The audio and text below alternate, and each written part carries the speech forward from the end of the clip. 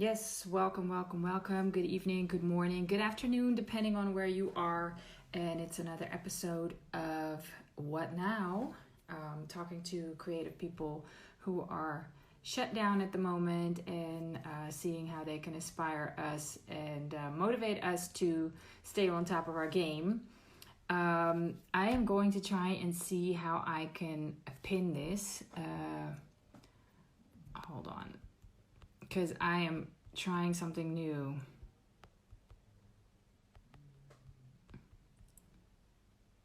Bear with me, please. This phone is on a little stand, so. Hi, everyone. Okay, so what I'm doing now is I am trying to see how I can pin this. Yes, there we go. Okay, so I'm waiting for Massi to join us. Great actor. I don't know if you know him, but if you don't, you should check out his work. I will let him introduce himself. There is a question box. You see the little question mark below, and you can put your questions in there. Thanks everyone for joining me. I don't like monologues. If you have watched me do these talks, then you know. So hopefully he will get in here at some point. I already sent him a message. Hopefully he didn't forget. As far as I know, the time was correct. So yeah, any questions, just feel free to put them in there. Massi Furlan.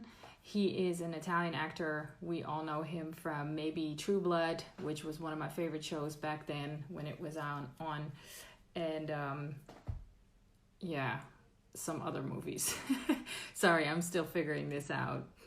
I appreciate everybody tuning in. Please let him be on time or I might have to get back to you. If you have questions for me, let me know how you're doing, who you are, where you're from. I hope everyone is safe. I hope your family and friends are safe and that you're staying home as much as possible. I'm not sure what the situation is in your country. Thanks, Vince. How are you? I know we're supposed to catch up as well, but life has been crazy ever since this lockdown. And you would think that life gets boring, but for me, I actually got busy, more busy than ever. Nusi, I know, Tamara told me that you're her cousin, so thanks for watching. So Nusi is the cousin of my BFF who's in Florida. Thanks everyone. Hey, Lucas. Thanks for joining, everybody. If you don't know Lucas, he's a great musician, artist, so check out his stuff. I'm not sure when he's releasing anything, but at least he's staying creative as well. But come on, Massi. Maybe his internet is weird. I'm not sure. He was the one that told me to be on here 5 minutes beforehand, but I was. Okay, maybe he's just giving me some time to get people in there. Hi, Shilton from Amsterdam. Okay, so Shilton is an aspiring actor. Everybody should check out his work as well. He's on the come up. He's destined for great things, as is Lucas with his music. So I love how everybody's creative. Vince is definitely an entrepreneur, somebody that I look up to business-wise. Okay, so Lucas is telling me he worked on a video. Oh, cool. That's awesome. So you're about to release soon as well. That masterclass I did last week was really great. There was so much talent in there and Lucas was one of them. And they were all equally talented. Like, I can't wait for everyone to release their music, which is definitely something we need in this time.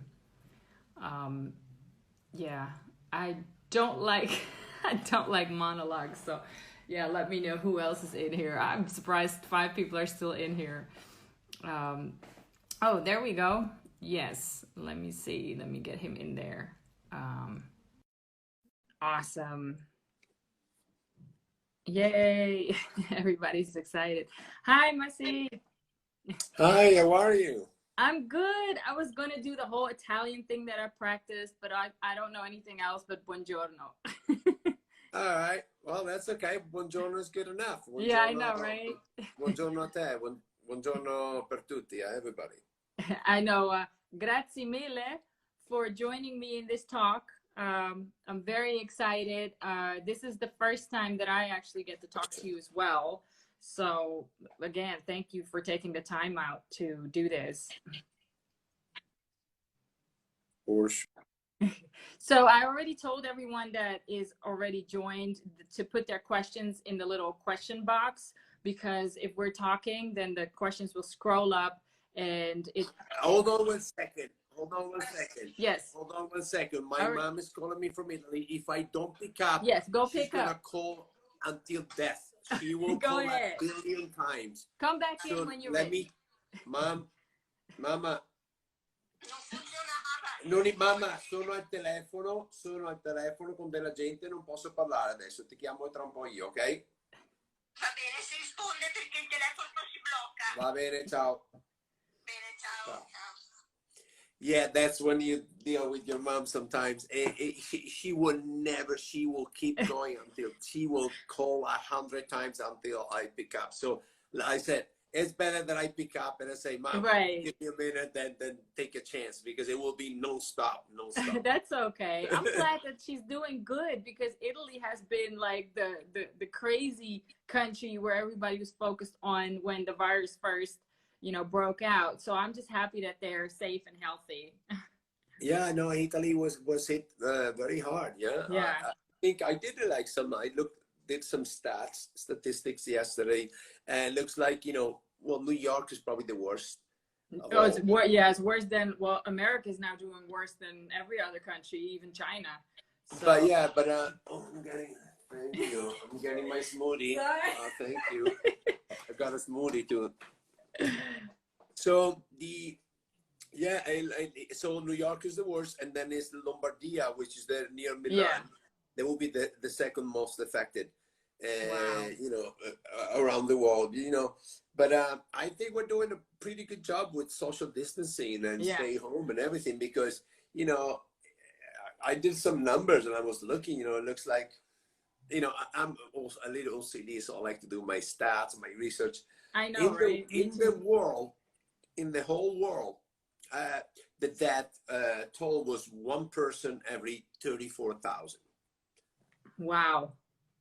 I mean, it's bad. It's bad, but it's and that because we took care of it. We did a social distancing, the mask. You just locked down immediately, Because otherwise it could have been much worse. And now hopefully we're gonna be on a go back soon. Slowly we're gonna go back to normal. It's not gonna be like one day to the other, obviously. No, it's building back up the society and economy again. Right, even New York, which was the most affected, New York is doing much better. You have I think they went down like by half of the people that the contagion every day. Oh, right, so the curve went down a lot. So hopefully here in Los Angeles, the lockdown is until May 15. Oh, that's so not bad. 2 more weeks. More or less, unless they're changing anything. But I think May 15 we're gonna start seeing some of the things opening. Oh, that's better than here, because in Amsterdam, in the Netherlands, they're still locking everything down till June 1st so far. Oh, wow. Yeah. Well, Italy started in 4 days. Italy in 4 days they're gonna start opening a little bit. Well, some of the stores and stuff are open, but with all the measures, like the 6 feet or the 1.5 meters over here. Even the grocery store is weird because you have to stand in line now. But it's a new world, and we can at least still roam around and go places. That's what I'm saying. And everybody's freaking out about a hair salon. Everybody wants to get a haircut. And for a woman, they want to dye their hair. I'm like, I did it myself. I did it myself for the first time, and I was okay with it. So look at me. I shaved my head. Yeah, you just shaved. It's easier. I shaved live actually on Facebook. Oh, wow. And I was shaving, and my brother dared me, because I was like, I left one patch here, one here. It was terrible, just for fun. And he dared me to go to the grocery store like that. So I went live on Facebook at the grocery store with the old messed up hair, and people were like, give me a double look. I'm like, okay. That's hilarious. Yeah, so I would have laughed. It was fun. But yeah, but for example, even a hair salon, if you think about it, it's kind of simple. You make it, you go by appointment. You don't need to have 10 people inside. You have the person who's taking care of your hair and one person at a time. It's better than have it closed. At least one person at the time. You get like whatever, 10, 15 appointments a day. They don't need to be on the waiting room at the same time. Your appointment is at 3. You go at 3. Otherwise, you wait outside. And, I agree. They could put gloves on. They could put the face mask on. So I think now opening a stadium, a soccer stadium, or a basketball game, that's a different thing, because you have like 20, 30,000 people on the same place. So that might take a little longer, but. Right. So getting into that, actually, because you know you're an actor. One of the reasons I've been doing this talk is to get people to be inspired and motivated by their peers or by people that they kind of look up to see how they handle the situation. So being an actor, all the studios are shut down, filming is shut down, series, shows, films, everything. So what was the biggest impact for you? Did you have a lot of projects going on at the time that it happened? Oh, I had like I have two good auditions that I did like 2 days before it locked down. So I guess I'm still up for those. I'm still, in the run for those roles. But yeah, I'm producing, excuse me, I'm producing a movie now, and it's a psychological thriller / horror. I already have a few names attached. So that one is a little bit on hold, even though we're still working on, because, we still need to get the funding, all the money and everything. But so, that kind of slowed down. But I was talking to other people, and the industry's been affected. It took a really hard hit. And now people, they were saying how we're going to go back. We have few people logging in and saying hi to everybody, and then we take some questions. So they were talking about, how it's going to change the industry now, the movie, the TV show, how they're not going to have, like, for example, love scene or kissing scene, because at the beginning, well, eventually we're going to go back to normal. I think, it might take some time, but we're going to go back to normal. It's not going to change the whole thing, Look, after 9/11, if you remember, after 9/11, it was a nightmare to go to an airport. It was crazy too. Airport, it was like 3 hours. Oh yeah. Now it's not. We'll never forget, obviously, about 9/11. But all that craziness at the airport is kind of forgotten. Now you can go on the. It became normal. Yeah. Yeah, we can go to the airport with a lighter now. And before it was like, oh my God, they'll arrest you. Oh. Right. So we'll never forget. It'll get back to that. Yeah. It will get back to normal eventually. We don't know how long it might take, because everybody has their own opinion. I think my industry possibly slowly can start doing something in June, I think. Some people say, oh, it's not going to be until 2021. So we don't know. We'll see. We'll just have to take it one day at a time, really, because we don't know what's going to happen. And our government lets us know every 3 weeks, every 4 weeks, what they decide. So they're literally every day assessing the situation, and by that they are taking new measures. Or well, you guys are lucky. Your government talks every 2 weeks. Trump talks every day. And he doesn't even say anything. I know. Exactly. We wish you wouldn't see his face every day. I know. Every day is here.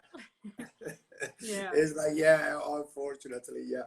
Did you do your mouthwash with the Kleenex? Yeah, inject yourself with bleach. With bleach, yeah. Well, look, my teeth are already white because I'm doing a mouthwash every morning with Ajax. Right. And I feel much better. Actually, here's the thing: we shouldn't even joke around, because there are people do that. I mean, there's some people did it in New York. Some people went in the hospital because they did that. So you would think, come on, Yeah. They believe everything he says. Yeah.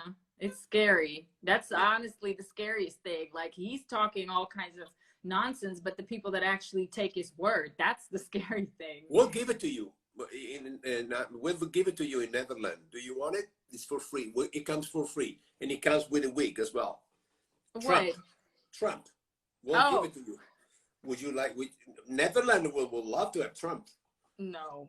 I mean, your main color is orange, just like his face, so it matches. That's perfectly. hilarious. Well, we don't want It's him. great. Keep him there, please. Okay. Would you rather be in Italy at this point in a situation like this? Well, right now it's pretty much the same. About Right. a month and a half ago, not for sure, because they were like, it was really bad. Now Yeah. here we're like 2 or 3 weeks behind Italy, so Yeah, that's true. it got worse, and now it's getting better. So it's getting better pretty much everywhere. But well, yeah, I would like to be, with my Probably family. family-wise. Yeah. Yeah, my mom, she's in a house for elderly people. Okay. So you wouldn't be able to visit her anyway if you were there. No. Yeah. They lock it. They Nobody close can it do down. Yeah. and because of that, they have 0 cases. No one. Right. Yeah. That's So my good. brother went yesterday and saw her through the window. But I mean, we have FaceTime, and Right. she called me like 1 billion times a day, and she now lately she doesn't remember a lot of things. So every single day she asks me the same question. Hey, Yeah. do you have the coronavirus in America? So every day, just because she doesn't remember what I say, so every day I give a different answer. Her. No, I give her a different answer. Today I say, virus? What is that? Oh my God, you don't know. So she explained the whole thing. And then tomorrow when she asks me again, I'm going to say, yes, we have it too. We have to stay. That's so fun. You're such a joker. But it keeps her on her toes as well. So yeah, exactly. Yeah. Because what I'm going to say, Mom, you already asked me yesterday. Yeah, no. Yeah, that's no use. It's funny because when I say that when I pretend that I don't know anything, she's like, oh my God, let me tell you. So she gives her like a story to tell. That is so cute. But I'm listening to the same story every day for the last 2 months. Yeah. That was kind of what my grandma did. When my grandma was still alive, she would tell the same story over and over again. And I just listened to it and be like, oh, really? Because, it's no use going into that. Okay, so there are a few questions coming in. Let me see. Okay, so the first question from Lucas is, what kind of impact does the lockdown have for your career plans and schedule? Well, we kind of covered that, I guess. Yeah. No, maybe didn't listen. Well, Lucas, thank you for the question. Everything's locked down here in Los Angeles, and I mean, and all over the world. There's not any production working right now. As far as I know, Tyler Perry studio in Georgia, they're kind of setting up to start again soon because because Georgia's opening up. Yeah, even though this country is called United States, there's nothing. They're all everybody's doing whatever they want. So Texas, some states already reopened, and one of them is Georgia, where Georgia, especially in Atlanta, is the #1 place in the world for movie shooting. Yeah. Not TV series, it's but movies. The new Hollywood, The new Hollywood. So they're probably going to start, I will say, maybe in 2 or 3 weeks, with cautious, obviously with masks and stuff like that. But, but they're getting ready to soon. Me personally, it affect me because I've been working since in the lockdown. Like I personally self-quarantine, I think. I lost the count, I think like 6 weeks ago, 7 weeks ago. It's been about 6 weeks. Yeah, it's been a long time. So, but I keep myself busy and I always do things in the house and I have a dog and stuff. So, yeah. Well, that's good. So is this also a time where you're maybe writing scripts or going through potential projects that you didn't have time to look at? Or, well, you were saying you were producing your own project at this point. So you're working on that. I want to get into producing a little more. I know a lot of name actors, so that I can bring on board. Like in this case, I have like 4 actors already attached and already talked to like 2 or 3 other stars for the movie. It's a great story. It's about mental illness. Wow. But that's a very subject. We'll look forward to that. Yeah. So there is a lot of go through when talking about producing. Getting the money, getting the finance, and the tax incentives. Apply for this, apply for that. So that requires a lot of work. But it keeps me busy. I'm a very hyper person. I'm not the type that go on the beach and lie down, read a book for 2 hours. You have to do things. You have to stay busy. Right. Okay, so there were other questions. A question from Shilton. Oh, there is someone. Hold on a second. There is someone here. Francesco Cascone says, "Hey, Massi, you remember Caffiero, Cafe or Rosette?" Of course, I remember. Hi, Francesco. I was last year. I was in vacation in Italy with my girlfriend. We went down to Positano, Naples, and Salerno, and I was staying in Sorrento. And there was this bar that I used to go every morning to get coffee. That I talked to these guys, and we took pictures together. They're very nice people. I really that was Sorrento. And that is Sorrento, and Francesco is saying hi. So yes, of course I remember, guys. Did you go see the movie Jumanji and Bad Boys for Life? They're both out on DVD now. So, yeah, I'm sure he did. I'm sure he did. Good. So ciao, Francesco. Thank you for tuning in, Francesco. Whoever just joined us, feel free to put your questions in the question box below so we don't miss it during the conversation.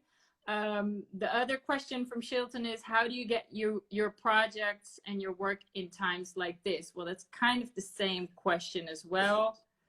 Someone wants to do a movie with me, and he asked the question a few times. I want to speak to Massi Furlan. I am funny. So you're a funny guy. Yeah, you are funny. So, well, you know, it's not that I can decide who is in the movie. You know, I'm an actor. I do audition. I get cast in movies. So a lot of people think that, you know, if you're an actor, you're in a movie, you can just invite everyone. Friends. Yeah.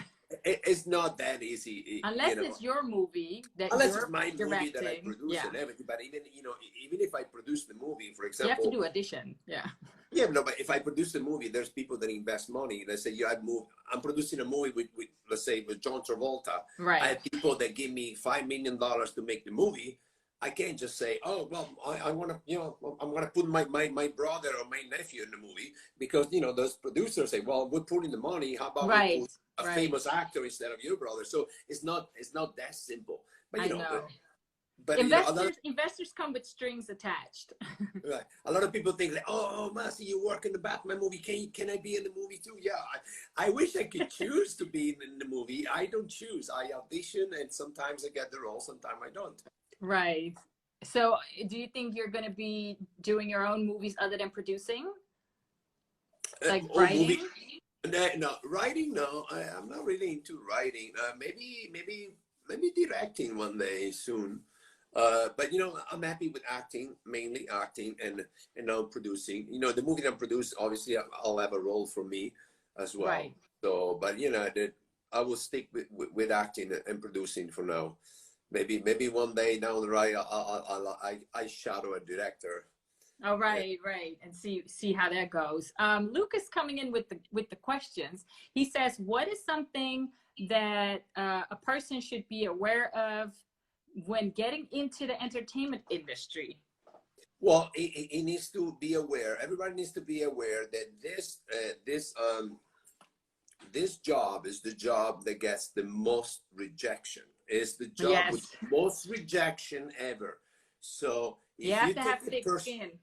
Right. You have to get thick skin, and you can't take it personal. You audition for a role and you just forget about it. Then if they call you, you get the role, good. Otherwise, you go crazy. If every day you think, oh my God, that audition, yes, it was great. They haven't called me yet. You're gonna go crazy. And again, that has the most rejection, because you know, you can audition for 40 roles and don't get a job. Right. And you know, there's some big actor that mentioned one time that he had 200 auditions before booking a job. You know, one time I booked 3 jobs in 1 week, and then I didn't book anything for 4 months. So it's not that simple. There's no a rule written for that. But you get a lot of rejection. So you have to not only have thick skin, but you have to be mentally very strong, because I could imagine if you do 40 auditions and you get no, that it kind of messes with your self-confidence, or you know. But and not just that, you don't know. After you audition, you don't know what's going on. What happened after that? It's out of your hand. It's out of your hand. It's out of your agent's hand. is, and not even the casting director, is, you know, the producer, whoever makes the decision is in their head. Sometimes, you know, let's say you do a big audition, you don't get the job, you get disappointed, you get oh, I didn't get it. Maybe the day before they were talking about you, say, oh my God, this guy is the best. We really like the movie, but I think the guy with the long blonde hair, it fits better the character, and they end up booking him. So you don't know all that. Maybe you were they really like you, and maybe they keep you in mind for the next project. You know, sometimes it's the look, sometimes it is, and that. So just make sure you do your best and make a good impression as a person, and they may call you back for a different role because they have you in mind. Has that happened to you, that you auditioned for a part and then they actually gave you a different part because it fit you better? Yeah, a couple of times. One time they were looking for someone that was like 6'3" feet tall, and I'm like, well, I'm 5'11", even 5'10" and a half maybe. I'm like, that's a waste of time. So I went on audition and I ended up getting the job. And then awesome. One time I auditioned for a role, and they asked me if it was for a Russian role. See, I have a Russian flag here. I play a lot of Russian. So, and the producer called me. They asked me if I speak Russian. I say, no, I don't speak Russian. I just do the accent, you know. Right. And he said, oh, okay, thank you. And he hung up the phone. I'm like, oh, shit, I'm not going to get the role now. Right. But you can lie. You can say you speak Russian if you don't. But that'll come out. So they switched the role. They switched the role, and they booked me for the movie for another role. Okay. And so, you know, and by the way, the other role at the end had to speak Russian. I had one scene in Russian, and I'm like, you called me. And I said, no, you still give me a... So and I learned phonetically. You learned the lines. That's the only Russian you know right now.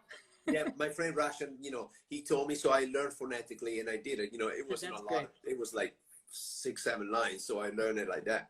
But yeah, it happens. It happens to all of us. You know, you go on audition. Sometimes they change the specs. You know, sometimes they're looking for like a British actor. Maybe they see a Latino and say, oh my God. One time I went on audition. They were like 20 actors in the room. There were 19 of them were African American, and that it was me. and you would think that you get there and say, oh shit, what am I doing? Yeah. I was excited because I said, hey, you stand out. Exactly. If they decide not to go with African American, I'm the winner. Yeah. I'm the only one here. That's true. So what was your first big break going from Italy to Hollywood? How did that go? Oh wait, I moved from Italy. I went to Miami. Okay, so you first. So before coming to Hollywood, I partied in Miami for 10 years. Okay, and was that for an acting job or no? That was my brother was a chef in a very popular restaurant called Tiramisu in South Beach, and so I went there. I fell in love with Miami. I decided to stay in Miami, and I work in the restaurant industry as well. I was teaching guys how to make pizzas. Oh, cool. And so I launched 6 pizza places in Miami, 6 pizzerias. Oh, are they still there? Yeah, most of them.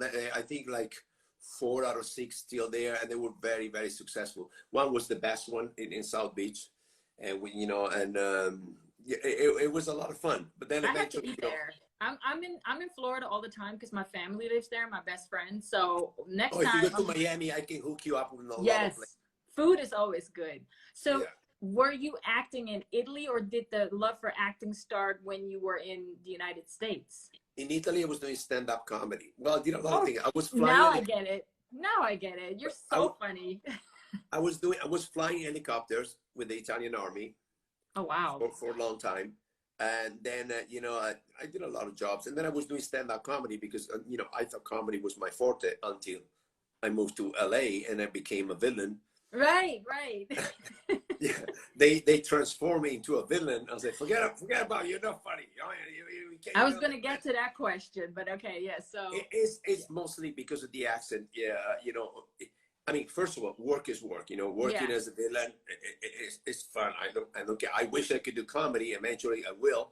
But so you're being really typecasted right now.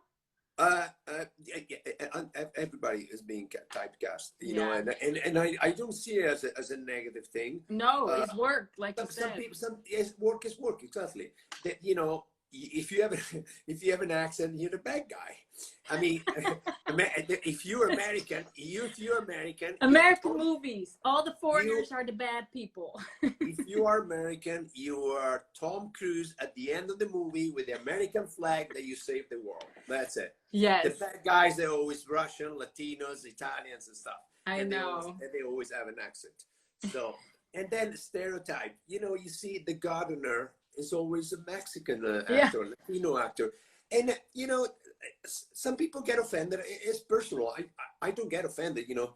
I'm Italian, you know, oh, well, the mafia guy. Besides, I rarely play Italian because the Italian that they see here is the soprano type that, you know, the 200 pound. It's different. Hey, how you doing? You're talking to me, you know, that kind of. The Al Pacinos and the. Yeah, that one. You know, same thing, you know, the hair salon lady, the lady is doing the nail, 99% of the time is Asian. Yeah, but that's true. So do you see it as a stereotype? Do you see it as a bad thing? Or do you see it as a reality? Because that's, at the end, is the reality. It's changing now, though. I mean, me as an Asian person, you know, seeing movies like Crazy Rich Asians and seeing those type of actors get regular roles for regular, not necessarily stereotype Asian roles is really becoming more and more a thing now. I think that's great, but yeah. It's not, like I said, it's not necessarily a bad thing, but I do like it if I can relate to a character that's not necessarily working in a nail salon, so to speak, because I don't. Yeah, there is a lot of the transgenders roles now and TV series and stuff. Yeah, and you know, it's good to open, you know, the opportunity for everybody. Yeah, it's a friend of mine. What is a role that you would absolutely love to play? What type of character? What type of character? Well, I mean, the bad guy is given. It's not really. Yeah, but you've done that already. What's something exactly? That that's what I'm saying. That's something that, you know. Yeah. It's not really, you know, a challenge. You just, you know, give me a gun, tell me you need to shoot. Or what accent? You need Russian, Italian, Mexican, Cuban. So I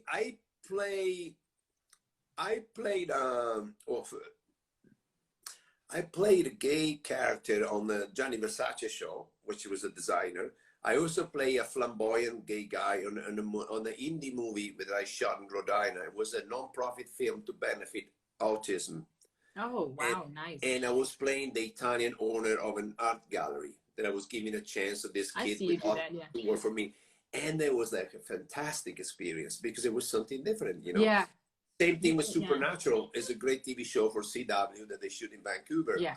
They were looking for an Italian mobster guy, and the casting director, which I know, and he knows that I'm Italian, I play bad guy. He calls me for the role of a priest. I'm like, what is wrong with you? Well, I ended up getting the role of the priest. The role of the priest was the biggest role on the episode because the mafia guy was like one day of work, like few nights, and the priest was the main character.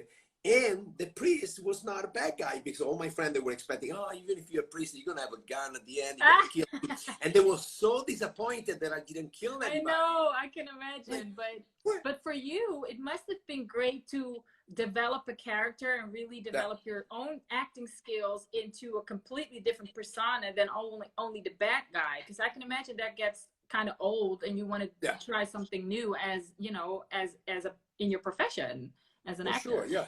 Yeah, for sure, absolutely, yeah. So would you love to play like the hero? Do you think you can pull that off? Well, I don't know if the priest was the hero, but like actually the American or American Italian hero.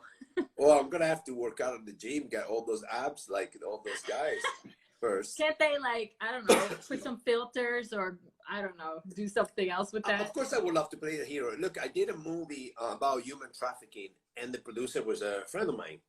And I was all excited. I said, finally, I'm going to play the hero. I'm going to say, you know. And she told me, oh, no, Massi, you play the Mexican guy that brings the girls from Mexico to the United States for sex slavery. I'm like, what? This is my only chance that I have to play. yeah, but you look so good with it. I'm like, fuck. And it's perfect for you. I'm like, what that's supposed to mean? I mean, you know, sometimes, you know, they you know, I think, you know, obviously it's a joke, but I say, oh my God, I have a role of this guy that is a pervert and molests children. You are perfect for. I'm like, wait a second. What? Right. What? It sounds terrible.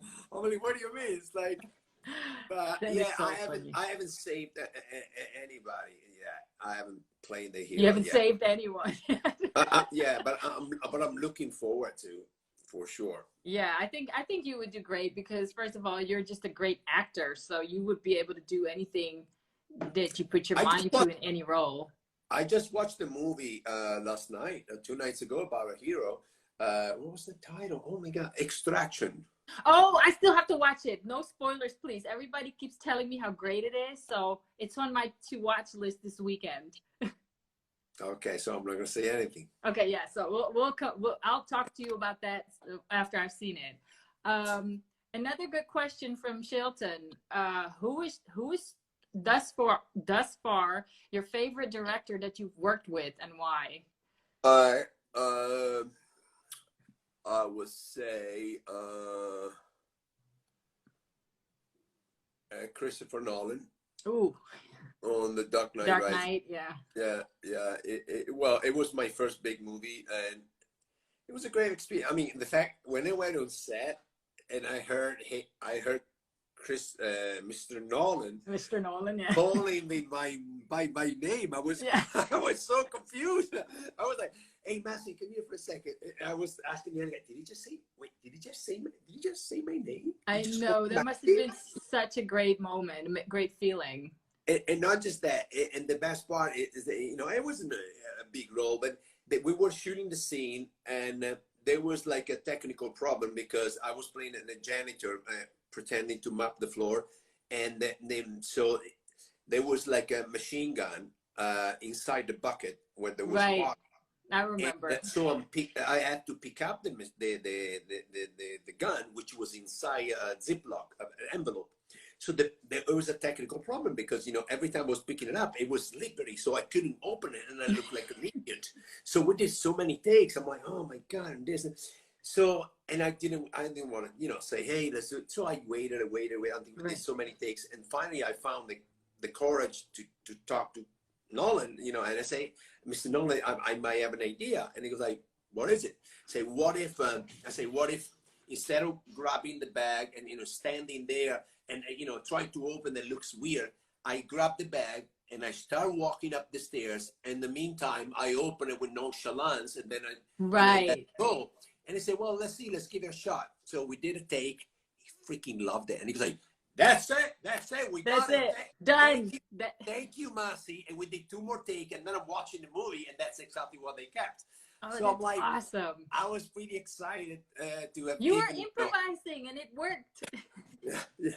Yeah, I know. But sometimes you think, you know, you never know. Sometimes you come up with an idea that to you is like so normal, because you're thinking, why I keep doing this? You know, it's not working. You know, and sometimes you find the idea to be so normal, but sometimes people don't think about it. Like people that invent new things will say, "Oh my God, why did I think of that?" It's not But also, you don't want to mess with his script, you know, or you don't want to step on his toes. Right. I mean, you're the actor. You do your job. You don't go and You don't know. Maybe there's an ego involved, or right. No, listen, most of the directors they're fine. It depends also how you approach them. You know, if you go in there say, hey, you know, like I said, it took some time for me to say, okay, let me, you know, it's not working. Let me see if he is open to an idea. You know, it depends also how you present it. If you're going to say, hey, I have an idea to fix the problem, I'm like, who are you? I'm like, you have to be humble. Yeah.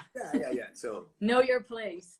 If that was your first big movie and you get to work directly with Christopher Nolan, I don't even know how that gets topped, but there are still so many. Let me tell you something about Tom Hardy, because, you know, that's a little insight. Oh, first of all, about that movie, I work on that movie with a broken finger. Oh, really? I still, and I had to shoot the machine gun about, I think I shot like something like 3,000 or 4,000 rounds because Wow. Christopher kept asking me, I want you to do a picture, blah, blah, blah, blah, like this. And we did so many takes. And when I went on set, you know, my finger was so I couldn't hold the gun, like I couldn't completely bend my finger. And, you know, after a few takes, the first AD, the first assistant director came to me and it's like, Massi, can you do me a favor? Can you hold the gun tighter? I'm like, okay. I'm like, it's so painful. And then the first day shaking everybody's hand. I didn't want to tell anybody, you know, I have a broken finger. They replaced me in a heartbeat. I'm like, so that was a little painful. And then Tom Hardy, very nice guy. He, by the way, he has a tattoo in Italian in his arm. Oh, wow, nice. It says "Mio figlio bellissimo," which means my beautiful son. So I guess that is nice. Is he Italian or was that just? No, it's British, but I don't know why he had it. Maybe he liked the language, or yeah, I told him it was the spelling was wrong, and he was like, "What?" But it was correct. But I know you were just messing with him. It's such a nice guy. So when we were doing the scene, because you know we're coming up the stairs and we go inside the stock exchange with him, right?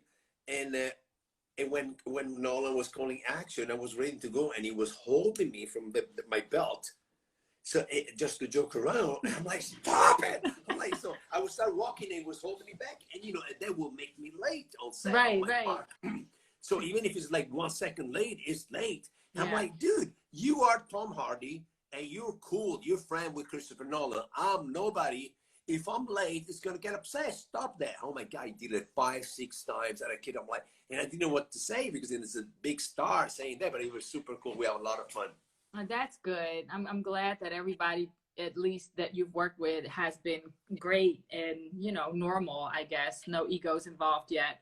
Who is a director that you would love to have a phone call from right now, if you got to choose? A phone call right now? Yeah, like I'm working on this project. Once the corona is gone, I want you in my movie. Which director? I don't know. I'm saying the first name that came to my mind, which doesn't mean that is my favorite director. Right. That's the first name that came to my mind, and I don't know why, is Clint Eastwood. Oh, one of my favorites, Dirty Harry. Yep. But listen, I've done so many interviews. I know, and normally there's the same question: what's your favorite director? It was a favorite actor, which is Anthony Hopkins. I never, in my career, talk about Clint Eastwood. Not because I don't like him. Because it I just never didn't come up. Yeah. Now it just come up. So. Well, that's good. Clint, I'm right here, buddy. I'll send it to him. No worries. I'll send it to him. Right, I'll call him after this interview and let him know. Cool. So yeah, him. Oh wow. And that's an actor I would like to work with Anthony Hopkins. That would be a. And then you would play the bad guy, and you would play the hero. Yeah, yeah, of course. Or vice versa. But right. He played both. Yeah. Yeah, he did, and he does a great job. You won't see the difference. So for the people that just joined us, if you have a question, please put it in the question box. One of the questions I saw as well is, what is the first thing you're going to do after the lockdown, after coronavirus is gone? What's the first thing you're going to do when you can go outside? Go play golf. Golf? You play golf? I'm just kidding. I don't have to. I don't know. Maybe you play golf. No. I'm kidding because I don't have to wait that coronavirus is over. I already have a tee time for next Monday. There is a golf course they open here. I have to drive 25 miles, but it's open. And golf course is big, so you don't have to be close. No, they have rules. Yeah. So they don't have a cart, so you can drive the golf cart. It's only walking. You cannot touch the flag. Oh. They took the little thing where you wash the ball. They took it out, so nobody touches that. And of course, you need to have a mask and be 6 feet apart. And besides, you know, the ball doesn't really the balls go next to each other, and if they're very close, you hit your ball first. Then you just go take. So it's very safe. Yeah. So, but it's it's nothing illegal. I have my tea time. I just this morning. So that won't answer your question because you asked me after the lockdown. So what I would do the first thing? Oh, I'll definitely go to the beach. I'm doing the same thing after this lockdown, going to the beach. And I used to play racquetball at the gym like 4 times a week, so I really miss that. And my body really missed that because I gained 10 pounds already. Are you eating more now that you're in the house? That's all I do. That's all I do. So do you eat? I eat cookies, ice cream, pizza, pasta, tacos. You're not fat though. You're not a big guy, so. I know. I look great. And we all know I look great. Okay, I have Trump. a tremendous body. I gain 10 pounds. Yeah, but I guess it's not my face because still I guess it's my belly. I wanted to ask you, since you're playing golf, what is your favorite golf course? Where, in what country, and which is your favorite that you've played? Well, I play at the Blue Monster in Florida, where they do the PGA at the Raw. But my favorite would be a Martha's Vineyard. Martha's Vineyard. Okay, it's called Farm Neck Golf Course in Edgartown. Okay, cool. It is a fantastic golf course, and I would love to play in Hawaii too. They have great golf courses. Yeah, my friends played over there because they play all over the world. And my aunt just moved to a community within Florida, and she has a golf course there that I can use. So next time I'm there, I'm going to play the 18 holes as well. Oh, you play too? I don't, but I try when I can. So, and now that my aunt lives there and I can just use it for free, I'm just going to practice when I'm back in Florida. Somebody just asked a question, what your favorite meal is. My favorite meal? Well, I just gained 10 pounds. I eat everything. Everything is your favorite meal at this point. My favorite meal, well, I'm Italian. I eat a lot of pasta and pizza, but I love sushi. I really like sushi, and my favorite thing of sushi is scallops. Oh, I could have like 45 scallops right now, the big one. Well, it's healthier than, I guess you don't gain as much weight from scallops than pasta. Oh, that's for sure. That's for sure. So do you feel like because I'm Asian. I don't think the Asian food in America, unless you're in Chinatown or anything, is necessarily as good as the actual Asian food in Asia. Do you feel the same way with Italian food over there? Oh, yes, for sure. I mean, the quality, even just the vegetable, right, fruits. They have a different, and then depend where you go. They have grocery store here, the most expensive one. They have fancy stuff, so it's very good. Nowadays, you can find good food.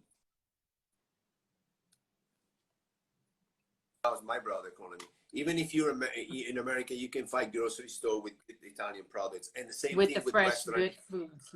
The majority of the Italian restaurants, they're not really Italian. Like Olive Garden, for example, is a chain. They have. What's the name? The spaghetti with that sauce. Alfredo. I don't even know. In Italy, we don't have. Nobody is called. Never heard of Alfredo in Italy before. There is no one person with the Alfredo name in Italy. I guarantee you. So we don't have that sauce in Italy. I know, because I've been to Italy many times and I've never seen Alfredo sauce over there. And I'm sure all the Americans, a lot of people say, "Hey, can I get a spaghetti Alfredo?" And and the waiter's probably, "Alfredo." Sorry. No. Nobody here. No, Alfredo doesn't work here anymore. He So there's some good restaurants, maybe the most fancy one, did the import products from Italy, or very good products, that they have very good meal. But anything but the chain restaurants like Olive Garden. Anything. Right. I mean, nothing wrong with with the chain restaurant if people wants to go in there, but there's not the authentic Italian food. You can go and get like a 7-pound salad because the size is humongous, but it's ridiculous. Yeah. But in Italy the food is tremendous. It's very good. I did when I went to Italy the last time. My brother took me to have a seafood dinner, all oysters and oh my God, you have no idea. It was like it was the best meal I ever had. Was that in Treviso? Yeah, that was in Treviso. Okay. Yeah. Treviso is near Venice, northeast. I know. I've been all over Italy, and then my cousin, she lives in Rome. She's actually getting married in September, so we were all trying to book a flight to go to the wedding, but we don't know what it's going to look like. So we're all on hold. But I should be back in Italy at least for her wedding. Okay, well, we're almost nearing the end. People, if there are still any questions, let me know. Yeah, you keep tracking, because I wasn't really looking. I saw some. No, I'm tracking. Oh. So, okay, to get back to what I really wanted to ask you is, being stuck at home as a creative, there are people that are pretty frustrated and desperate because they lost income, they lost creativity. What do you advise them to do in order to stay sane and to stay busy?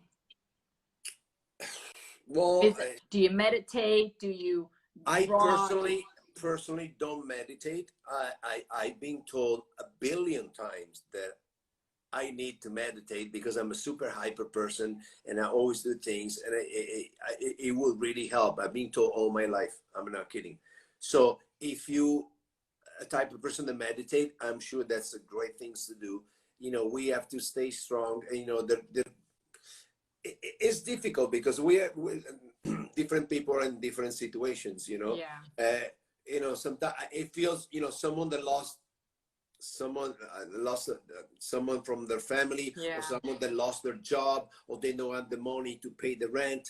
You know, it feels bad for me say, oh, just relax. I'm like, well, yeah. No, I am. You understand? It's difficult, you know, to say, oh, well, you tell me to relax. I don't have money to buy food. So same thing with, you know, a lot of celebrity, you know, people's getting upset. And I kind of have to agree. Ellen DeGeneres last week, they posted, have you seen the picture? There's a lot of celebrity that went in Malibu with their yacht. I'm talking about like their $2, $3, $5 million yacht, and they form in the ocean. They put the yacht, they anchor the yacht, and they form the word, we're all in this together. Well, we're not on a yacht. We are not. I'm not in a $10 million mansion at home with no problem. I'm at home waiting to get my $1,200 check from your stimulus check, to buy groceries. So we are not all in this. Yeah, for you, I feel you saying you big celebrity like Ellen saying that because you came down to our level, because now you're human like me. You can get the virus and die like anybody else. That's why you feel we're all in this together. But we are not the same. Definitely are not. You can go take your helicopter if you decide and go to Hawaii today. Yeah. And have your nice weekend in there, and then call and say, hey, how many people die in the US? Come on, it is different. This is true. So this is very true. And other people don't even know how to pay their rent or how to buy groceries. So we're not all in this together. That's very true. There is an Italian question here. Yes, I was going to say that. Romeo, chi è il tuo cantante preferito italiano? Well, I'm gonna translate. You know, there's a lot. I like Giovanotti, but I'm gonna sing the beginning of a song before I say the names. What did he ask? He asked me, what is my, as in Italian, what is my Italian favorite singer? Okay, yeah. Well, go sing. Dimmi chi è, che mi fa sentire importante anche se non conto niente. Dimmi chi è. The answer is Antonello Venditti. Oh, that's my favorite Italian singer. So we made this guy happy with everything. Hopefully he likes Antonello Venditti. And then there is another person here to ask. Yeah. Oh, that is a tough question. What's your favorite movie? That, you know, it will take a week. I have like I like Mitico Eros. There was no Eros. There was like Antonello Venditti, no Eros. The favorite movie is like asking favorite. There's too many. There's some movies that, you know, I know every single word in the movie, like Bridesmaids. Oh, right. Oh my God, are you kidding me? That movie, I every time I see the movie on TV, I watch it. I probably saw it 15, 20 times. I have a movie like that. That movie is brilliant. And then I know every single line Meet the Fuckers, or Meet the Parents, Meet the Fuckers, or Analyze This, Analyze That. You know, oh, that's a good one. Yeah, I like comedy and stuff. You know, there's a lot of good movies. I know almost every line to Coming to America. Oh, now they're coming. They have a second one coming up. I know. I'm kind of like, I'm not always a fan of the remakes or the follow-ups years later, because sometimes you just don't want to touch on a classic and leave it there. There is a movie that I've been waiting probably most of my life now for the sequel that never made it, and I don't think they will ever do. Which one is that? E.T. the Extraterrestrial. Oh yeah, you're right. I mean, think about it. Drew Barrymore was a little kid. Now she's an adult. Yeah. E.T.'s coming back to check it out. Hey, how you doing? I said, you know, I would want. He learned all the slang. Well, E.T. became Italian American, so that's why we say, how you doing? And it comes out now. So I think they should call you for that one. Yeah. Okay, my soccer team is Roma. That's explain why I like that singer, because that singer is from Rome.